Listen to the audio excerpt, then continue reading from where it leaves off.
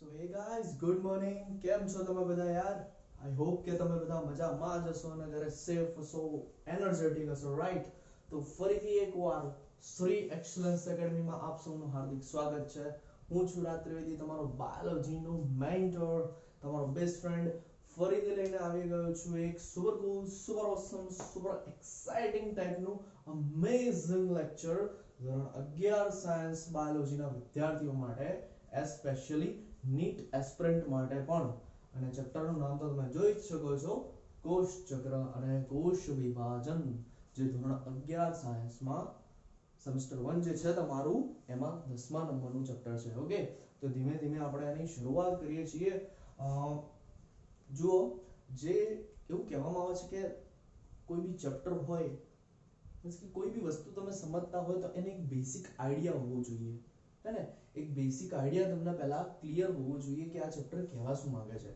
એવી જ રીતે જ્યારે તમે આ ચેપ્ટરની વાત કરો છો કોષ ચક્ર અને કોષ વિભાજન તો આ કોષ વિભાજન કે કોષોમાં બી આવી રીતે કોષ ચક્ર ચાલતું હશે કોષ વિભાજન થતું હશે તો આનો જે બેસિક આઈડિયા હતો જે બેસિક ખ્યાલ હતો જે બેસિક નોલેજ હતું એની માહિતી સૌપ્રથમ કોને મળી હતી તો યાદ રાખજો કે જે કોષ વિભાજન છે તમારું બરાબર એનો જે બેસિક આઈડિયા હતો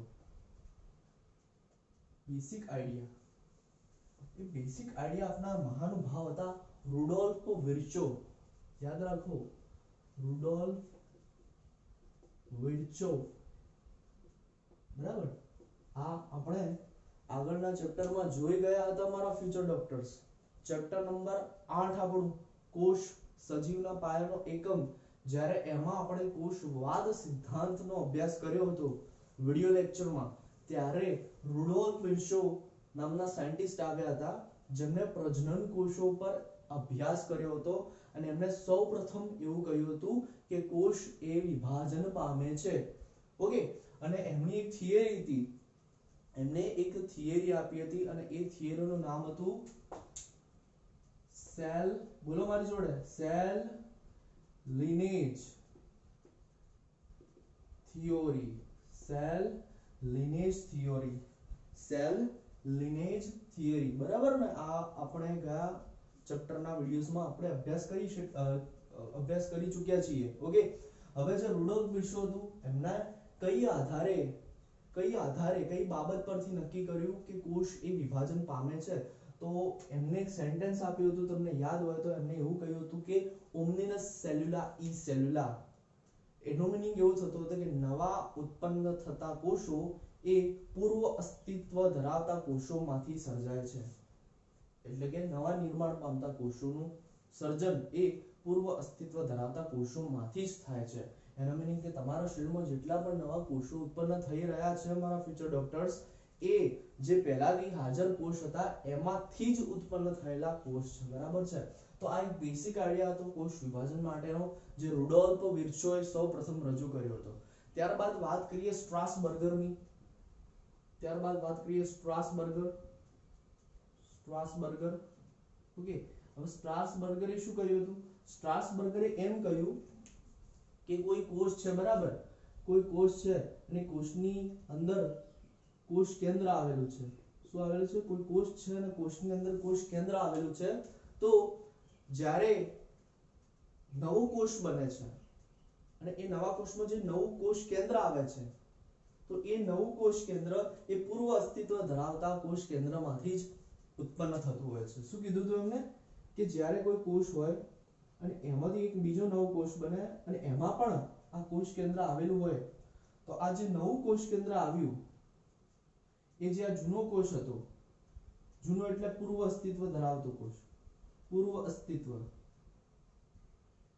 બરાબર તો કે જે નવું કોષ કેન્દ્ર બની રહ્યું છે એ પૂર્વ અસ્તિત્વ ધરાવતા કોષ કેન્દ્રમાંથી જ નિર્માણ પામ્યું છે તો આ એક બેસિક આઈડિયા હતો કોષ વિભાજન વિશેનો જેમાં આ બે વૈજ્ઞાનિકોએ બહુ મહત્વનો અગત્યનો ભાગ ભજવ્યો હતો ઓકે આ તમારે યાદ રાખવાનું છે એના પછી આપણે જોવા જઈએ ઓકે એના પછી મારે તમને એક ટર્મ શીખવાડવાનો છે માઇટોજન ધ્યાન અહીંયા રાખજો ટર્મ મારે એવું શીખવાડવાનો છે માઇટોજન પ્રશ્ન ઉભો થાય કે સરજી માઇટોજન એટલે શું સમજો આ એક એવા પ્રકારના ઘટકો છે જે કોષ વિભાજનને ઉત્તેજિત કરે છે. શું આ શું છે?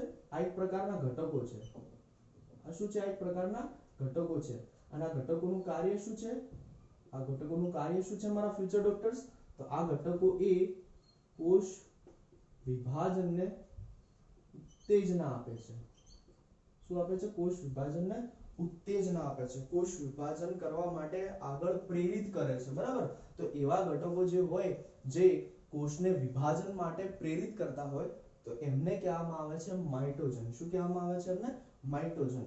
હવે જો આ માઇટોજનની વાત કરીએ તો તમને અને મને બંનેને ખબર છે કે વનસ્પતિ કોષ હોય કે પછી પ્રાણી કોષ હોય, બંનેમાં કોષ વિભાજન જોવા મળી જાય છે. સમજો, વનસ્પતિ કોષ હોય તમારું કે પછી પ્રાણી કોષ હોય, આ બંનેમાં તમને કોષ વિભાજન જોવા મળે. હવે વનસ્પતિ કોષમાં કયા માઇટોજન હોય જે વનસ્પતિ કોષનું કોષ વિભાજન પ્રેરવા માટે એમને ઉત્તેજિત કરતા હોય? તો વનસ્પતિઓમાં જે માઇટોજન આવેલા હોય મારા ફ્યુચર ડોક્ટર્સ, અનુક્રમે હોય છે ઓક્સિન, જિબ્રેલિક એસિડ અને સાયટોકાઇનિન. શું નામ છે એમના? ઓક્સિન, જિબ્રેલિક એસિડ,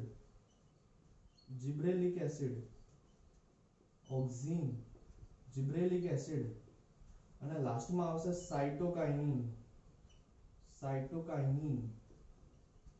ઓક્સિન, જિબ્રેલિક એસિડ અને સાયટોકાઇનિન. આ જે માઇટોજન જે હોય છે એ વનસ્પતિઓમાં હાજર હોય છે, જે વનસ્પતિમાં કોષ વિભાજન કરવા માટે વનસ્પતિના કોષોને પ્રેરિત કરે છે. અને આ જ જે અંતઃસ્ત્રાવ રહ્યા, ઓરિજિનલમાં આ માઇટોજન એ વનસ્પતિમાં રહેલા એક પ્રકારના અંતઃસ્ત્રાવ છે. આ શું છે બધા? એક પ્રકારના શું છે? અંતઃસ્ત્રાવો છે. શું છે આ બધા? અંતઃસ્ત્રાવો. અને કેવા અંતઃસ્ત્રાવો છે ભાઈ? તો કે સર આ બધા જે છે ને એ વૃદ્ધિ પ્રેરક અંતઃસ્ત્રાવો છે. કેવા અંતઃસ્ત્રાવો છે બેટાજી? વૃદ્ધિ પ્રેરક અંતઃસ્ત્રાવો. નામ ઉપરથી જ તમને ખબર પડી જશે કે આ અંતઃસ્ત્રાવનું કાર્ય એ વનસ્પતિમાં વૃદ્ધિને પ્રેરિત કરવાનું છે. ઓકે, તો માઇટોજન્સ વિશે તમને ખબર પડી ગઈ કે વનસ્પતિઓમાં આ ત્રણ માઇટોજન તમને જોવા મળી જશે જે કોષ વિભાજન માટે વનસ્પતિના કોષોને ઉત્તેજિત કરશે અને ઉત્તેજના આપશે. એવી જ રીતે જ્યારે તમે પ્રાણી કોષમાં વાત કરો છો ત્યારે PDGF હે ને એક વસ્તુ નોર્મલી હોય છે PDGF અને એક બીજી હોય છે EGF. PDGF અને EGF બરાબર, એપિડર્મલ ગ્રોથ ફેક્ટર. EGF નું ફૂલ ફોર્મ યાદ રાખજો, epidermal growth factor. Epidermal growth factor. આ જે હોય છે PDGF અને EGF એ પ્રાણીઓમાં રહેલા માઇટોજન છે જે પ્રાણીઓમાં રહેલા પ્રાણી કોષને કોષ વિભાજન માટે ઉત્તેજના આપે છે. બરાબર ને? કયા કયા છે? PDGF અને EGF, એપિડર્મલ ગ્રોથ ફેક્ટર. ઓકે જી, આ વસ્તુ તમારા મગજમાં પહેલા ક્લિયર થઈ જવી જોઈએ. ઓકે, ફરીથી રિપીટેશન કરી લઈએ. Basic idea Rudolf Virchow. કઈ થિયરી હતી એમને? સેલ લિનેજ થિયરી હતી. સ્ટેટમેન્ટ એમને એવું આપ્યું હતું ઓમ્નિનસ સેલ્યુલા, ઈ સેલ્યુલા. ઓકે, એના પછી આપણે સમજવાનો પ્રયત્ન કરીએ તો સ્ટ્રાસબર્ગરે શું કીધું હતું? સ્ટ્રાસબર્ગરે પણ કંઈક એવું જ કીધું હતું કે જે નવું કોષ કેન્દ્ર આવે છે એ પૂર્વ અસ્તિત્વ ધરાવતા કોષ કેન્દ્રમાંથી જ ઉત્પન્ન થાય છે. રુડોલ્ફ બર્શોએ જે વિધાન કહ્યું હતું એ એવું કહ્યું હતું કે નવા નિર્માણ પામતા કોષો એ પૂર્વ અસ્તિત્વ ધરાવતા કોષોમાંથી જ ઉત્પન્ન થતા હોય છે. ત્યારબાદ આપણે ચર્ચા કરી માઇટોજન. માઇટોજન એક એવા ઘટકો છે જે પર્ટિક્યુલર સેલમાં એ સેલને સેલ ડિવિઝન માટે ઉત્તેજિત કરે છે. ગુજરાતીમાં કહું તો પર્ટિક્યુલર કોષને કોષ વિભાજન માટે ઉત્તેજના પ્રેરતા જે ઘટકો છે એને માઇટોજન કહેવાય છે. હવે વનસ્પતિમાં અને પ્રાણી કોષ જે હોય એમાં તમને માઇટોજન જોવા મળી જાય તો વનસ્પતિમાં આ ત્રણ પ્રકારના માઇટોજન છે જે વનસ્પતિમાં કોષ વિભાજનને ઉત્તેજિત કરે છે. Auxin, જિબ્રેલિક acid, સાયટોકાઇનિન. આ બધા એક પ્રકારના અંતઃસ્ત્રાવ છે, પણ કેવા અંતઃસ્ત્રાવ? વૃદ્ધિ પ્રેરક અંતઃસ્ત્રાવ. આ અંતઃસ્ત્રાવથી વનસ્પતિમાં વૃદ્ધિ થાય છે. પ્રાણી કોષમાં તમે વાત કરો અથવા પ્રાણીઓમાં વાત કરો તો બે માઇટોજન તમને જોવા મળી જશે. ઓરિજિનલમાં 3 હોય છે, પણ અહીંયા બે ના નામ મેં લખેલા છે. પીડીજીએફ, ઓકે, અને એક છે ઈજીએફ, બરાબર, એપિડર્મલ ગ્રોથ ફેક્ટર. ઓકે, તો આ વસ્તુ તમારા મગજમાં પહેલા ક્લિયર થવી જોઈએ. આનો સ્નેપશોટ પાડવો તો પાડ લો ફટાફટ. ઓકે જી, બહુ સરસ. હવે આગળ થોડું શીખવાનો પ્રયત્ન કરીએ. જુઓ જરા ધ્યાન આપો. બેઝિક આઈડિયા મેં તમને સમજાવી દીધું છે. હવે તમને અને મને બંનેને ખબર છે કે કોઈ પણ સજીવ હોય, વિશ્વનો કોઈ પણ સજીવ હોય, મોટામાં મોટા સજીવથી લઈ નાનામાં નાના સજીવ જે હોય, હે, વિશ્વનો કોઈ પણ સજીવ હોય, મોટામાં મોટો ડાયનાસોર હોય કે નાનામાં નાની કીડી હોય, બરાબર, તો એ બધાના જીવનની શરૂઆત માત્ર ને માત્ર એક જ કોષથી થાય છે. શું? એ બધાના જીવનની શરૂઆત માત્ર ને માત્ર કેટલા કોષથી થાય? એક જ કોષથી થાય, હે ને? એક જ કોષથી જીવનની શરૂઆત થાય. એક જ કોષથી શું થાય છે બેટાજી? જીવનની શરૂઆત થાય છે. શેની શરૂઆત થાય છે? જીવનની શરૂઆત થાય છે. અને એ જે કોષ છે, એક જ કોષ જે છે, એને આપણે કહીએ છીએ યુગ્મનજ. ઓકે, એને આપણે કહીએ છીએ યુગ્મનજ. જ્યારે નરજન્યુ અને માદાજન્યુ બે ભેગા થાય છે, ફલનની ક્રિયાના પરિણામ સ્વરૂપે જે આપણને ફળની પ્રાપ્તિ થાય છે, એ ફળનું નામ છે યુગ્મનજ, અને એ જ આપણા જીવનનો પ્રથમ કોષ બને છે. હવે થાય છે શું? સમજવાનો પ્રયત્ન કરો કે સમજી લો કે આ યુગ્મનજ છે, આ યુગ્મનજ છે, આ એક કોષ છે, બરાબર. હવે જ્યારે આ કોષ જે છે, ઓકે, એને જ્યારે ખોરાક મળે છે, એને જ્યારે પોષણ મળે છે, જ્યારે આ કોષને ખોરાક મળે છે, પોષણ મળે છે, ત્યારે આ કોષ જે છે એ કદમાં શું થાય છે બેટાજી? મોટો બને છે. કદમાં શું બને છે? આ કોષ એ મોટો બને છે, બરાબર. હવે જે આ કદમાં એને વધારો કર્યો, એના અંદર રહેલું જે મટીરીયલ, જે દ્રવ્ય રહેલું હતું, એ એને વધારી દીધું, બરાબર. તો આ જે ઘટના છે, આ જે પ્રક્રિયા છે, એને આપણે કહીશું વૃદ્ધિ કરી. કોષે અહીંયા શું કરી બેટાજી? વૃદ્ધિ કરી, બરાબર. કોષે અહીંયા શું કરી? એની વૃદ્ધિ કરી કહેવાય. હવે એક સમય એવો આવશે કે કોષ એ વૃદ્ધિ કર્યા બાદ બે ભાગમાં વિભાજિત થઈ જશે, બરાબર. શું કરશે? કોષ એ વૃદ્ધિ કર્યા બાદ અહીંયા બે ભાગમાં વિભાજિત થઈ જશે. બે ભાગમાં વિભાજિત થશે એટલે કોષ અહીંયા એક ક્રિયા કરશે જેનું નામ છે પ્રજનન. કોષ અહીંયા એક ક્રિયા કરશે જેનું નામ છે પ્રજનન. અને એ પ્રજનનની ક્રિયા કઈ રીતે કરે છે? તો એ રીતનું જે નામ છે એને કહેવામાં આવે છે કોષ વિભાજન, બરાબર. કે પ્રજનન જે છે એ કોષ વિભાજન દ્વારા કરી શકે છે, બરાબર. એ કોષ વિભાજન એટલે મીન્સ કે કોષની ભાષામાં આપણે કહેવા જઈએ તો એનું એક પ્રકારનું પ્રજનન જ છે. અને જ્યારે કોષ વિભાજન પામે છે ત્યારે આ એક કોષમાંથી તમને બે નવા બાળકોષો જોવા મળી જાય છે. કેટલા નવા બાળકોષો જોવા મળે છે મારા ફ્યુચર ડોક્ટર્સ? બે નવા બાળકોષો તમને જોવા મળી જાય છે, બરાબર. તો આ થઈ ગયું તમારું કોષ વિભાજન. કોષ વિભાજન સિમ્પલી એક ડેફિનેશન પ્રોવાઈડ કરું હું તમને, તો એક કોષમાંથી આ બે જે નવા બાળકોષો બન્યા. સમજો આ તમારો પિતૃકોષ હતો. આ શું હતો? તમારો પિતૃકોષ હતો. આ પિતૃકોષ. અને આ જે બે નિર્માણ પામ્યા એ બન્યા તમારા બાળકોષ. એ શું બન્યા? તમારા બાળકોષ. તો આ જે પિતૃકોષમાંથી બે નવા જે બાળકોષોનું નિર્માણ થયું, એ ક્રિયા જે બની એને કહેવામાં આવે છે કોષ વિભાજન. એને શું કહેવામાં આવે છે? કોષ વિભાજન. કોષનું વિભાજન થઈ ગયું, એકમાંથી બે બની ગયા. કોષ ચક્ર કોને કહેવાય? તો કે ભાઈ આ એકમાંથી આ બે બાળકોષો જે બન્યા, તો એની વચ્ચે જેટલા પણ ફેરફારો થઈ રહ્યા છે, સમજો, આ એક કોષમાંથી બે બાળકોષો બન્યા, બરાબર. આ એક કોષમાંથી બે બાળકોષોનું નિર્માણ થયું, તો એની વચ્ચે કેટલાક ફેરફારો થઈ રહ્યા છે. મહદ અંશે ઘણા મોટા મોટા ફેરફારો થઈ રહ્યા છે. કોષ એવા તબક્કાઓમાંથી પસાર થઈ રહ્યો છે જ્યાં એની વૃદ્ધિ થઈ રહી છે, જ્યાં એના ડીએનએ નું સ્વયંજનન થઈ રહ્યું છે, બરાબર, જ્યાં એના રંગસૂત્રોની વહેંચણી થઈ રહી છે. આવા ઘણા વિવિધ ઘટનાક્રમના તબક્કાઓમાંથી કોષ પસાર થાય છે. અને લાસ્ટમાં બે બાળકોષોનું નિર્માણ થાય તો એકમાંથી બે બાળકોષોનું નિર્માણ થાય એની વચ્ચે જેટલી બી ઘટનાઓનો તમે અભ્યાસ કરો છો, જેટલી બી ઘટનાઓ આવી જશે એનો સમાવેશ થશે તમારા કોષ ચક્રમાં. એને કહેવામાં આવે સિમ્પલી કોષ ચક્ર. બરાબર. કોષ ચક્ર એટલે ભાઈ એક કોષથી લઈને બે ક્રમિક બાળકોષો બન્યા ત્યાં સુધીનો જેટલો પણ સમયગાળો છે એને કહેવામાં આવે છે કોષ ચક્ર.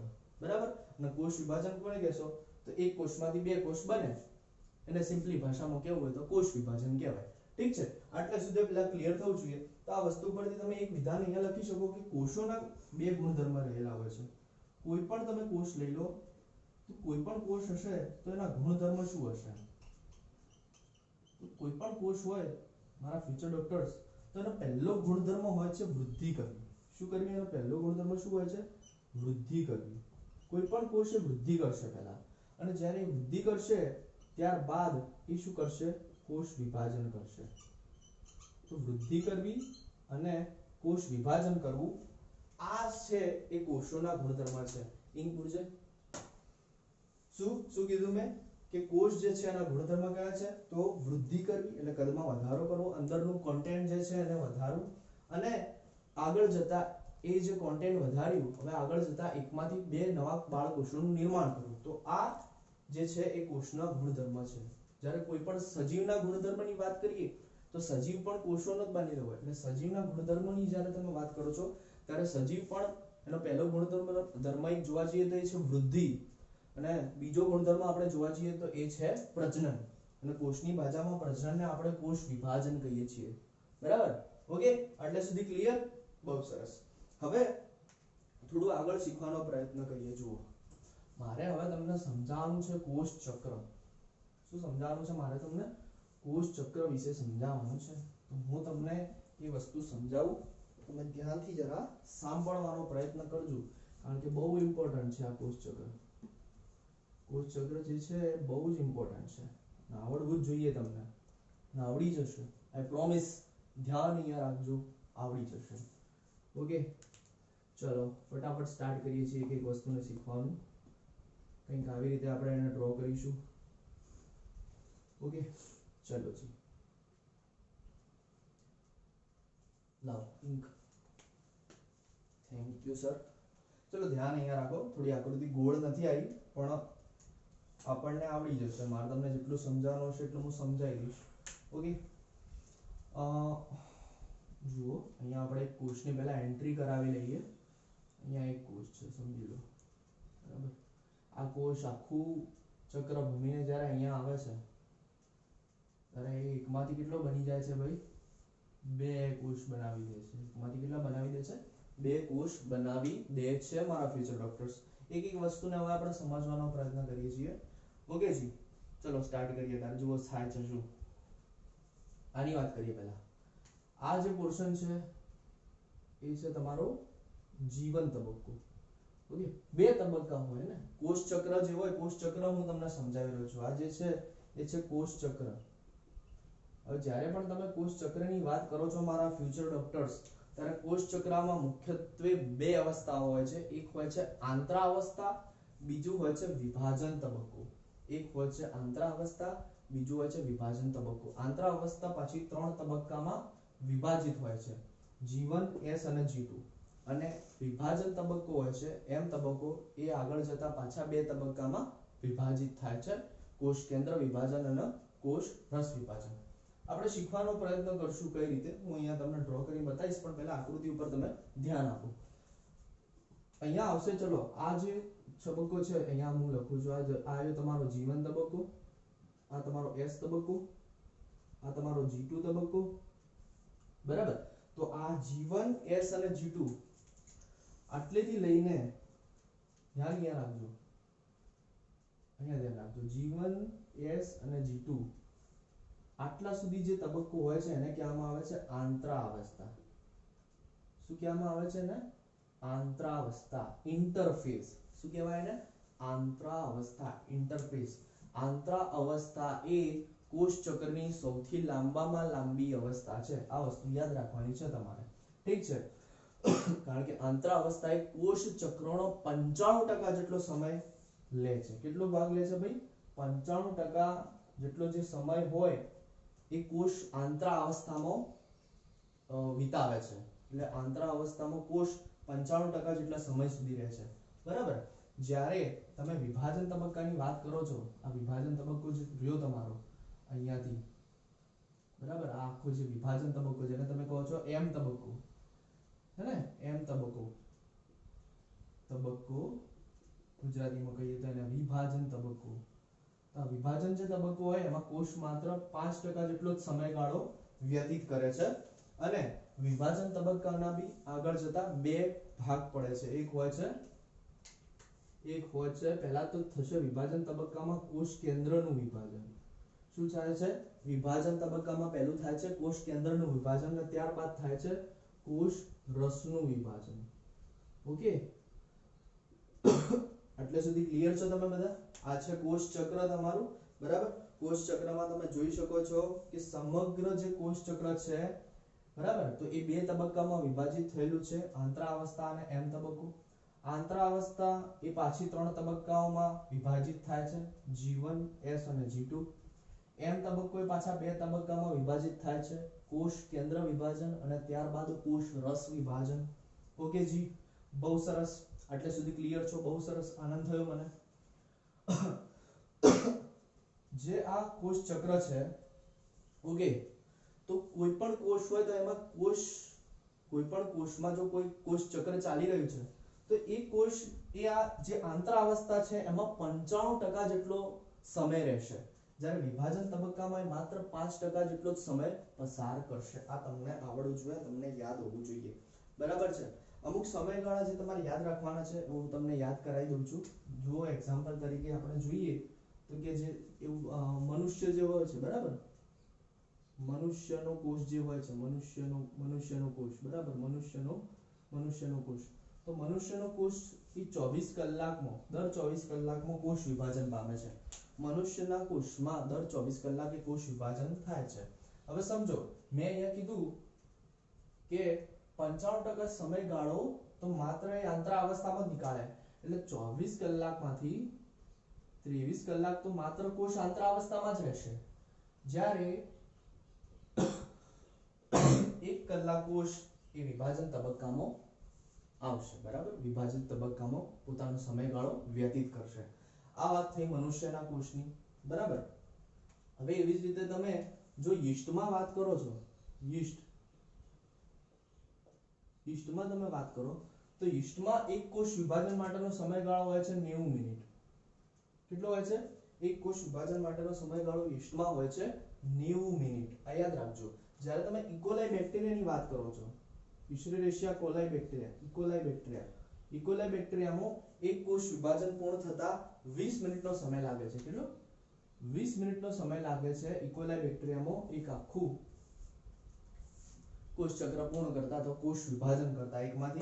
એકમાંથી બે કોષોનું નિર્માણ કરવા માટે ઇકોલાઈમાં 20 મિનિટ લાગે છે, યીસ્ટમાં એકમાંથી બેનું નિર્માણ કરવા માટે 90 મિનિટ અને મનુષ્યમાં એકમાંથી બે કોષનું નિર્માણ કરવા માટે ભાઈ 24 કલાકનો સમયગાળો આવશ્યક હોય છે. બરાબર છે.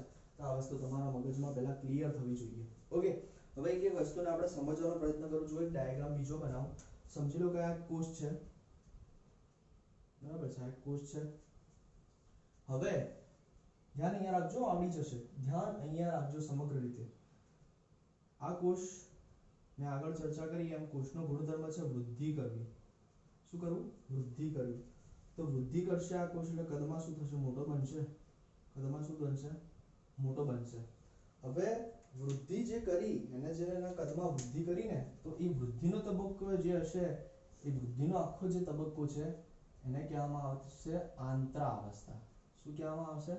આંતરાવસ્થા. એ આંતરાવસ્થા દરમિયાન સમગ્ર કોષની વૃદ્ધિ થાય છે. બરાબર છે. ઓકે, હવે આગળ જતા શું થાય છે કે આ જે કોષ હોય છે, એ જે કોષ હોય છે એ હવે વિભાજન તબક્કામાં પહોંચે છે. શેમાં પહોંચે છે? એ પહોંચે છે એમ તબક્કામાં. એમ તબક્કો એટલે વિભાજન તબક્કો. હવે વિભાજન તબક્કામાં આ જે કોષ હોય છે આટલા કદમાં મોટો છે, એના કોષ કેન્દ્રનું વિભાજન થાય છે અને એકમાંથી બે કોષ કેન્દ્ર બની જાય છે. વિભાજન તબક્કામાં પહેલી ઘટના શું થાય છે? કોષ કેન્દ્ર વિભાજન શું થાય છે કોષ કેન્દ્ર વિભાજન અને એકમાંથી બે કોષ કેન્દ્ર બની જાય છે અને ત્યાર પછી તમે જોશો કે આગળ જેમ જેમ આમ તબક્કો ચાલશે એમ શું થશે કોષ રસનું વિભાજન થશે અને એક કોષમાંથી બે નવા બાળકોષો બની જશે તો અહીંયા જે બીજી ઘટના થઈ એ થઈ કોષ રસ વિભાજન શું થયું કોષ રસ વિભાજન ઓકે ક્લિયર છો એટલે સુધી મારા ફ્યુચર ડોક્ટર્સ આ તો ખબર પડવી જોઈએ આ તો બહુ ઇમ્પોર્ટન્ટ છે હવે કોષ કેન્દ્ર વિભાજન એ પણ પાછી આગળ જતા કેટલા ચાર તબક્કાઓમાં વિભાજિત થાય છે કોષ કેન્દ્ર વિભાજન પણ ચાર તબક્કામાં તમને જોવા મળી જશે એક હશે પૂર્વાવસ્થા ભાજના અવસ્થા ભાજનોત્તરા અને ભાજનોંતિમ અવસ્થા એક હોય છે પૂર્વાવસ્થા બીજી હોય છે ભાજના અવસ્થા ત્રીજી હોય છે ભાજનોત્તરા અવસ્થા ચોથી હોય છે અંત્ય અવસ્થા જેનું નામ છે ભાજનોત્તિમ અવસ્થા બરાબર બીજા નામે પણ એને ઓળખવામાં આવે છે તો આટલી વસ્તુ ક્લિયર થઈ ગઈ ચલો ફટાફટ આનો સ્નેપશોટ પાડી લો ઓકે બહુ સરસ સ્નેપશોટ તમે પાડી દીધો છે આઈ હોપ ધેટ હવે આપણે કોષ ચક્રના જે આ તબક્કાઓ રહ્યા એને એક એક કરીને સમજવાનો ટ્રાય કરીએ અને હું તમને સમજાવવાનો ટ્રાય કરીશ ઓકે જી તો આ જે કોષ ચક્ર જે છે એના તબક્કાઓને આપણે સમજવાનો પ્રયત્ન કરીએ ફટાફટ એક સિરીઝ ચાલવાની છે બરાબર હું અહીંયા ડ્રો કરતો રહીશ તમે અહીંયા ધ્યાન રાખજો તો કોષ ચક્રમાં આપણે પહેલી વાત જે શીખવાની છે ચર્ચા કરવાની છે મારા ફ્યુચર ડોક્ટર્સ એ છે આંતરાવસ્થા શું છે આંતરાવસ્થા હવે આ જે આંતરાવસ્થા છે એ કોષ ચક્રની સૌથી લાંબી અવસ્થા છે અને કેટલો સમયગાળો કોષ આમાં રહેશે તો કે ભાઈ 95% જેટલો સમયગાળો કોષ આ આંતરાવસ્થામાં પસાર કરે છે હવે જે આ આંતરાવસ્થા છે મારા ફ્યુચર ડોક્ટર્સ એના વિવિધ નામો છે કેટલાક વિવિધ નામો છે એના જો તો પહેલું નામ જુઓ તો એને કહેવામાં આવે છે રેસ્ટિંગ ફેઝ વિશ્રામી અવસ્થા વિશ્રામી અવસ્થા બરાબર રેસ્ટિંગ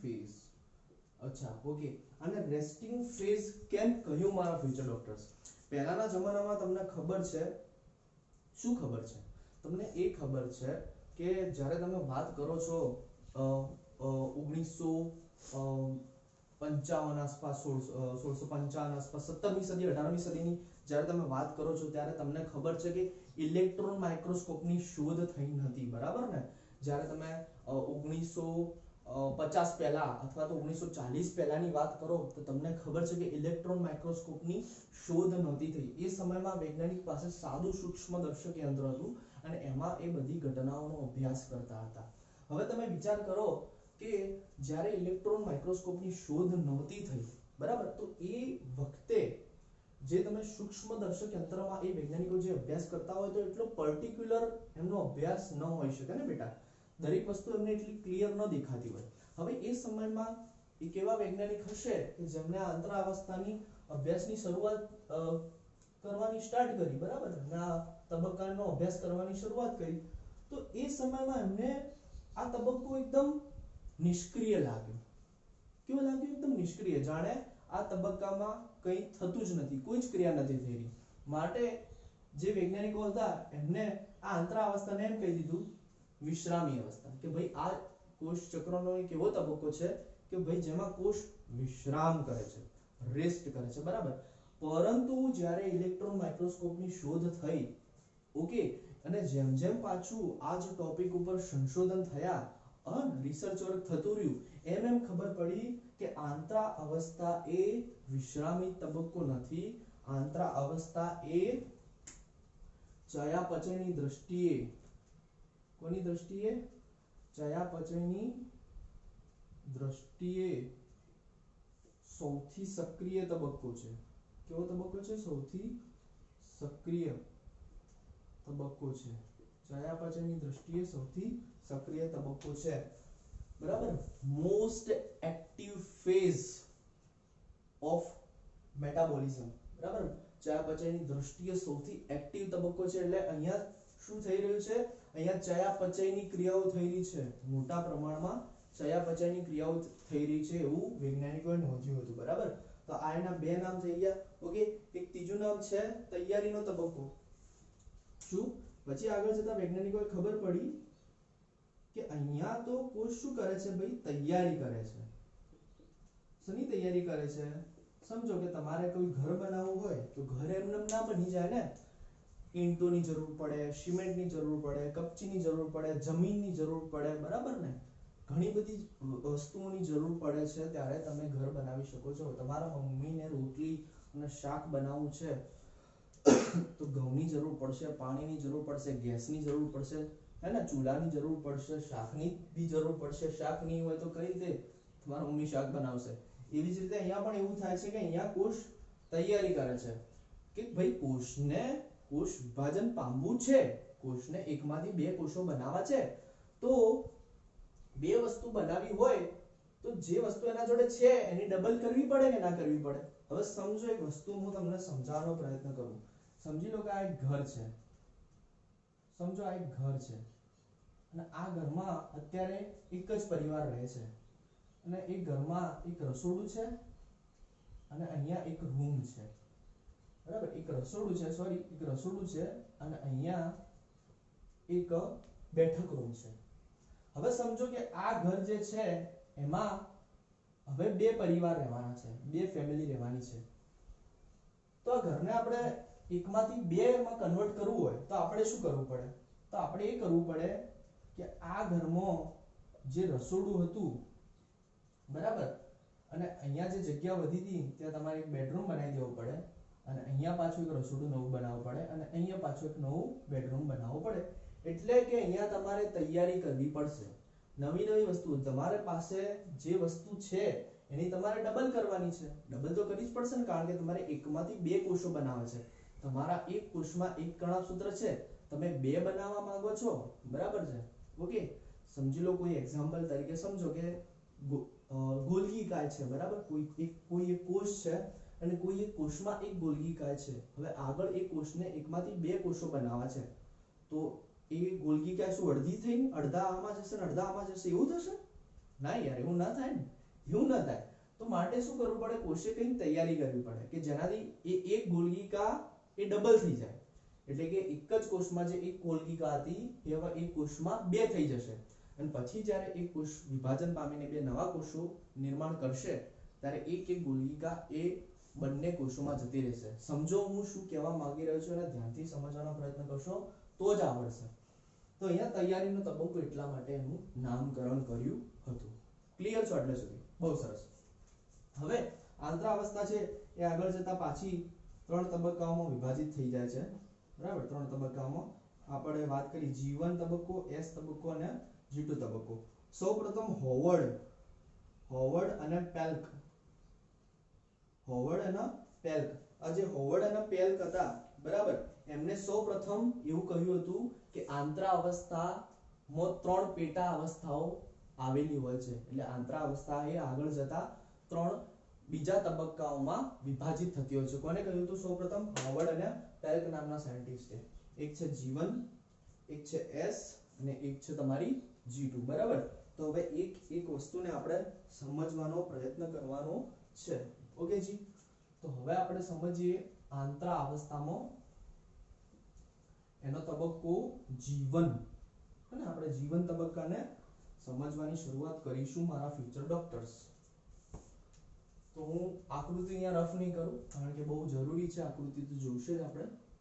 તો આંતરાવસ્થાનો, બરાબર, જે આંતરાવસ્થા હતી આપણી એનો પહેલો તબક્કો સ્ટાર એ કરી લખીએ આપણે. ચલો, G1 તબક્કો. G1 તબક્કાનો પણ મારા ફ્યુચર ડોક્ટર્સ ઘણા નામ છે. એનું પહેલું નામ છે ગેપ 1 તબક્કો. Gap 1 phase. ગેપ એટલે જગ્યા છે, હે ને? કોષ વિભાજન પછી આ એક પહેલી એવી જગ્યા છે, એક ગેપ બને છે.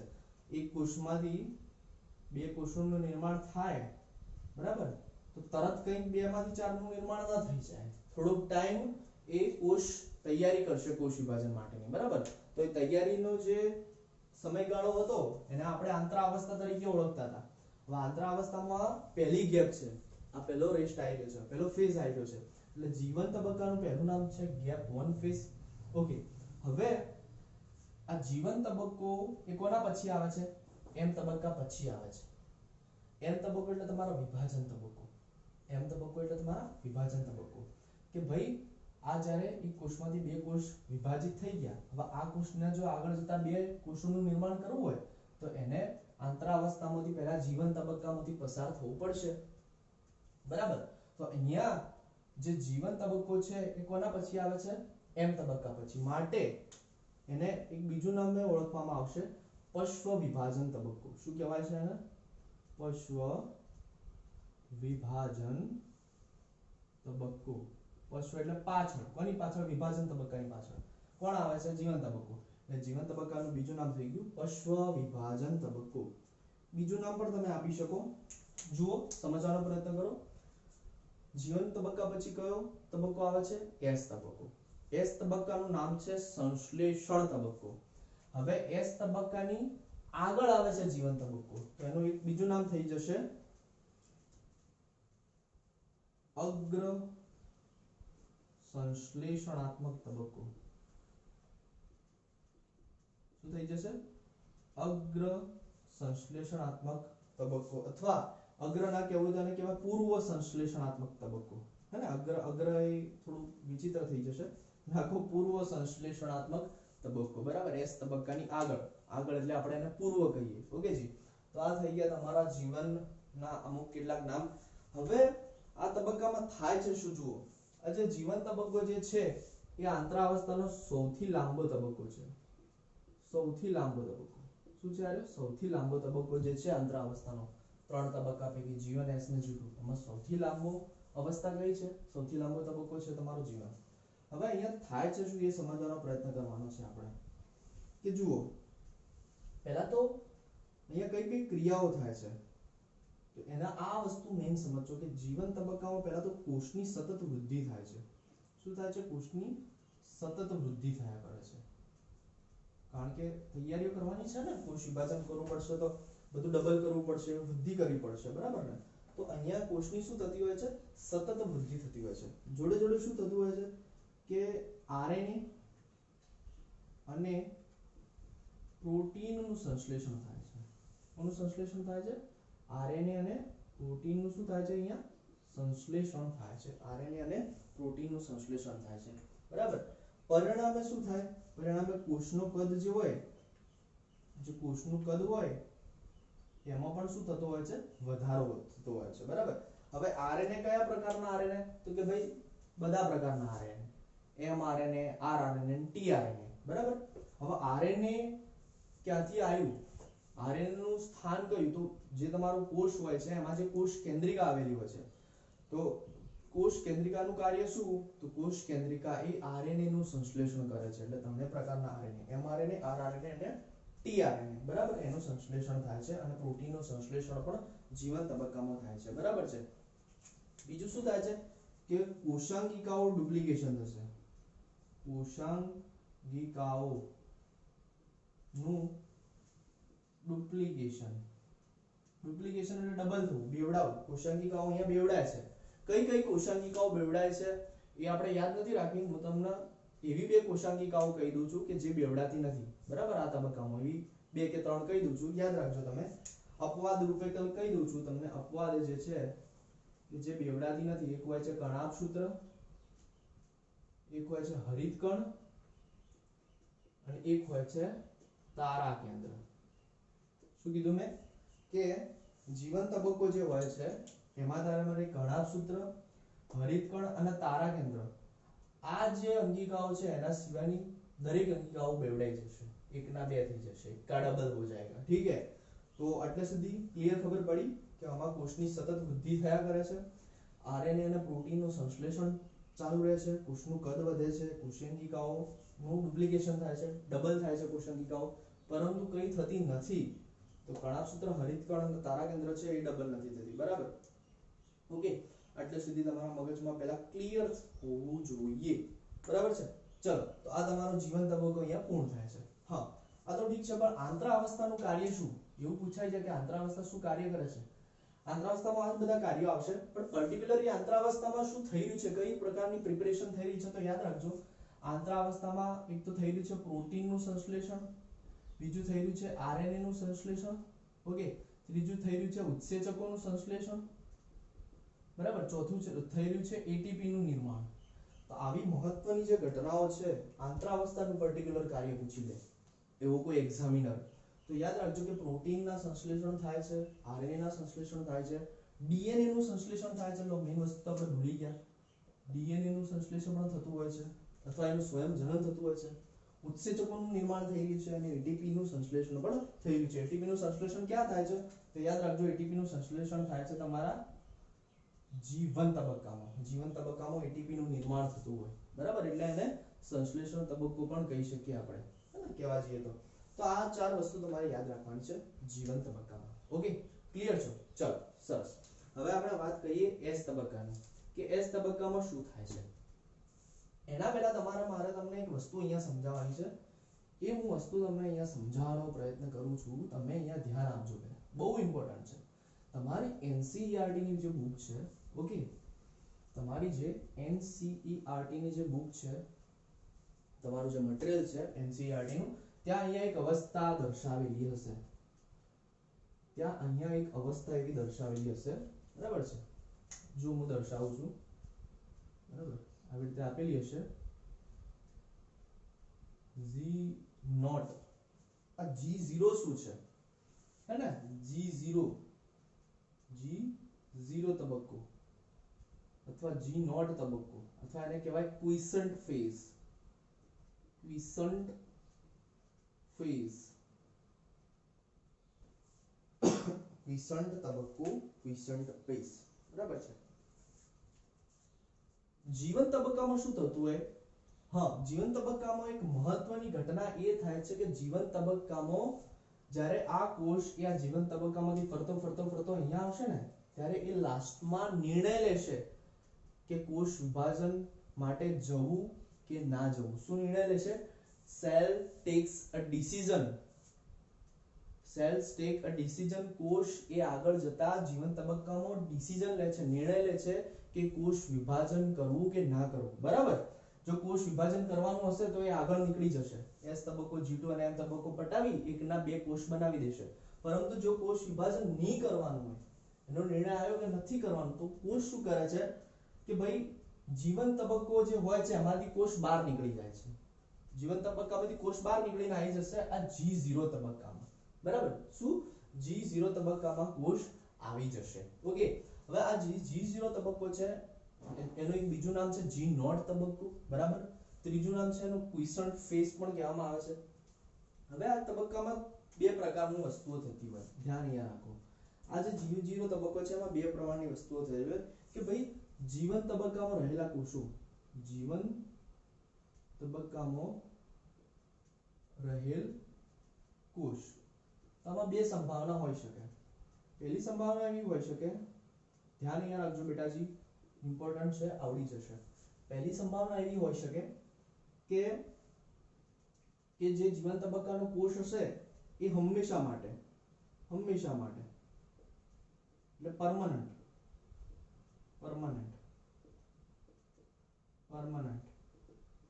પરમનન્ટ માટે G0 તબક્કામાં રહી જશે,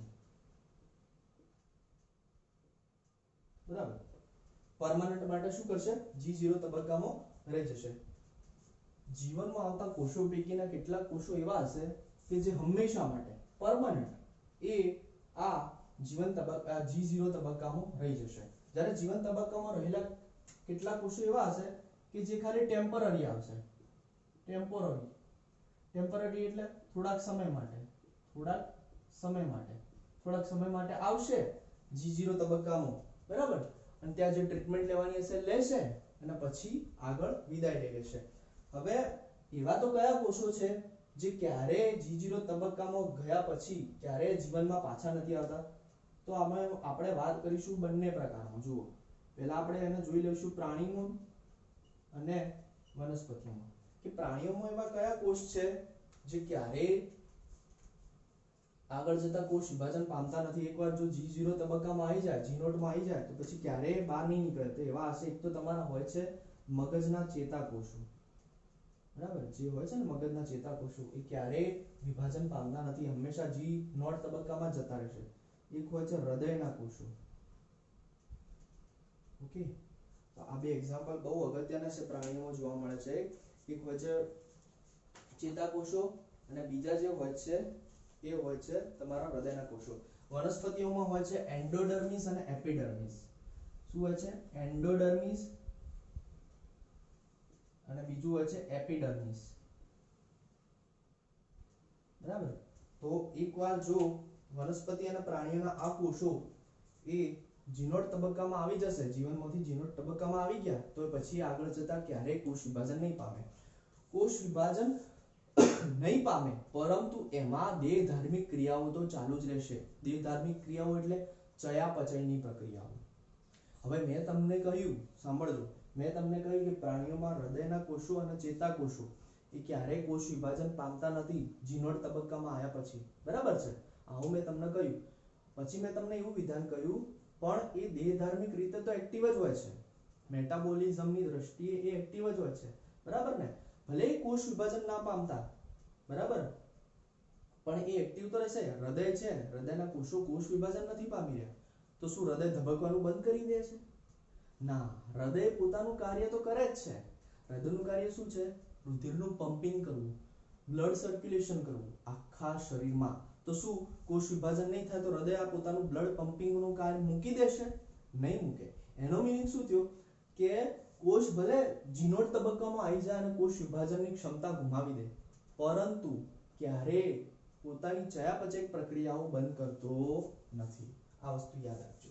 હવે ટેમ્પરરી સેલમાં જો તમે વાત કરો, ટેમ્પરરી સેલ થોડા સમય પૂરતા જ અહીંયા આવશે.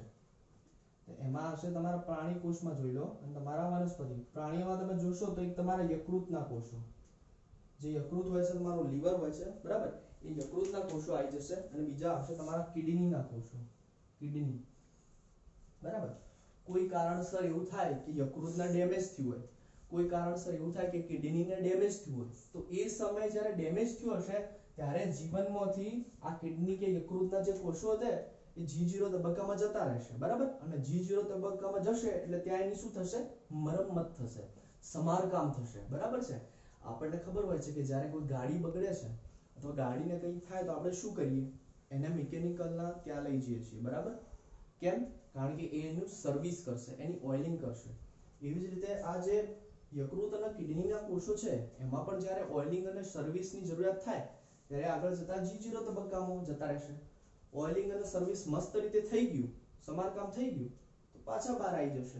હે ને? એટલા માટે તો એને ટેમ્પરરી કીધા, થોડા સમય માટે. એવી જ રીતે વનસ્પતિઓમાં જો તમે વાત કરો તો વિભેદીકરણ પામતા કોષો. કયા કોષો આવશે અહીંયા? વિભેદીકરણ, વિભેદીકરણ પામતા કોષો. બરાબર, વિભેદીકરણ પામતા કોષો. તો આ વાત થઈ ગઈ તમારા G0 તબક્કાની. તમારે સ્નેપશોટ લેવો હોય તો લઈ શકો છો ફટાફટ. ચલો, બહુ સરસ. હવે તમે સ્નેપશોટ લઈ લીધો છે, આઈ હોપ.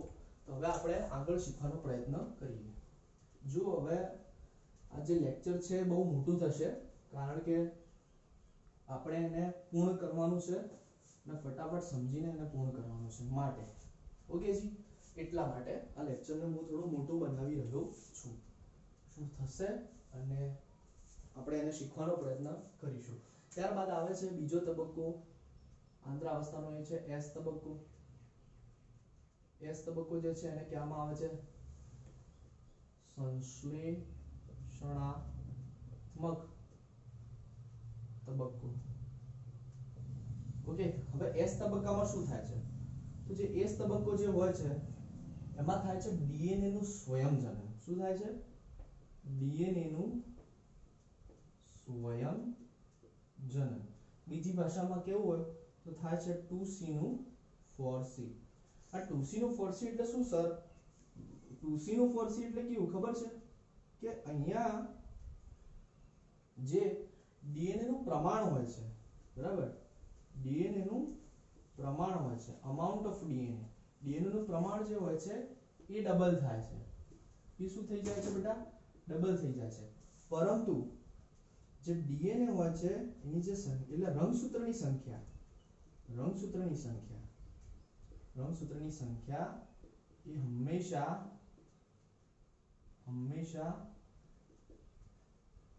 સરખી જ રહે છે, એટલે જેટલી હોય એટલી જ રહેશે, સરખી રહે છે, ઓકે। એટલે કોઈ કોષ હોય તો એ કોષમાં સમજો રંગસૂત્રની સંખ્યા 4 હોય, બરાબર છે, અને એ કોષ આવી જાય, સમજો, ચલો એ તો હું તમને પ્રશ્ન પૂછીને સમજાવીશ, બરાબર, હું તમને પ્રશ્ન પૂછીને સમજાવીશ અને આપણે પ્રશ્નથી સમજીશું।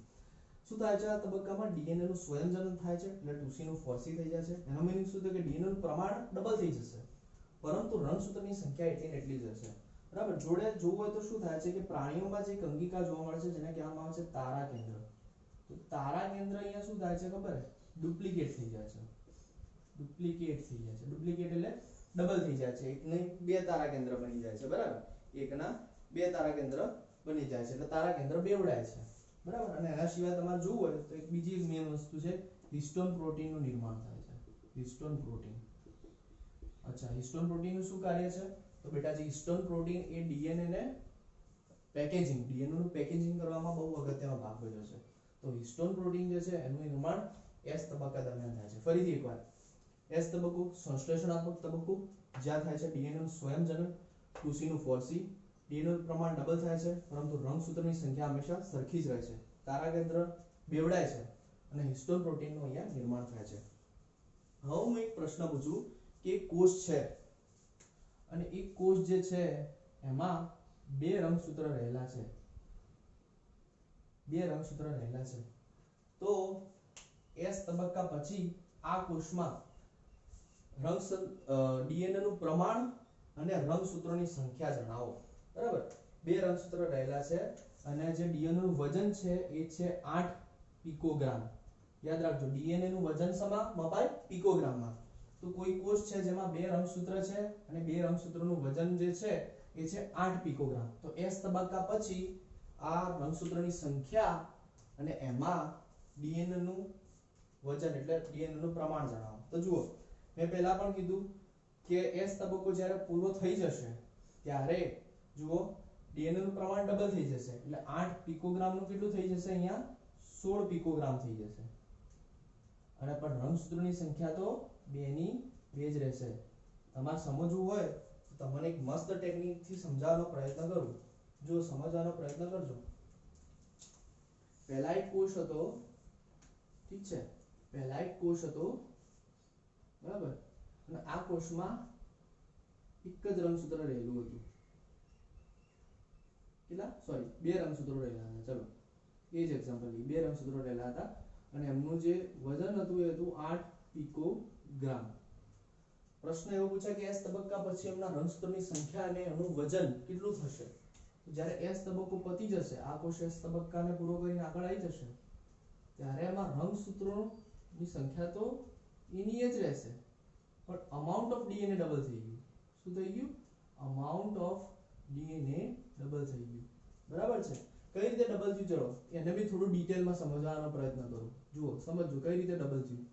તમારી પાસે આવું રંગસૂત્ર હતું ને, આ રંગસૂત્રનું સેન્ટ્રોમિયર અને આ રંગસૂત્રિકા, જુઓ, બરાબર, તો ડીએનએ અમાઉન્ટ ડબલ થઈ ગયું, એટલે શું થયું કે જ્યાં ડીએનએ નું અમાઉન્ટ ડબલ થયું એટલે અહીંયા એક ભુજા આવી ગઈ, અહીંયા એક ભુજા આવી ગઈ, એવી રીતે અહીંયા એક ભુજા આવી ગઈ, એક ભુજા અહીંયા આવી ગઈ।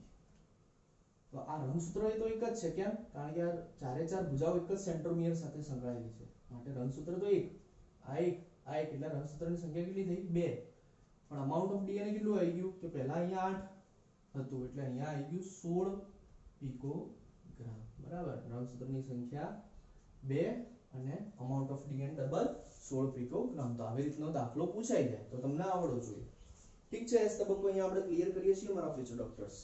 ચલો હવે આપણે સમજવાનો પ્રયત્ન કરીએ લાસ્ટ તબક્કો જે છે આપણો, એને આપણે શીખવાનો પ્રયત્ન કરીએ, એ છે આપણો G2 તબક્કો। કોણ બતાવજો, કોણ, ચાલો રાખ ચાલુ રાખો તમે, હલી ગયું, હા હલી ગયું, શું હલી ગયું, તું ને જાય ગયું, લા યાર, એટલે તને કહેતો તો લા ભૂરી આવવાનું, આ પ્રોબ્લેમ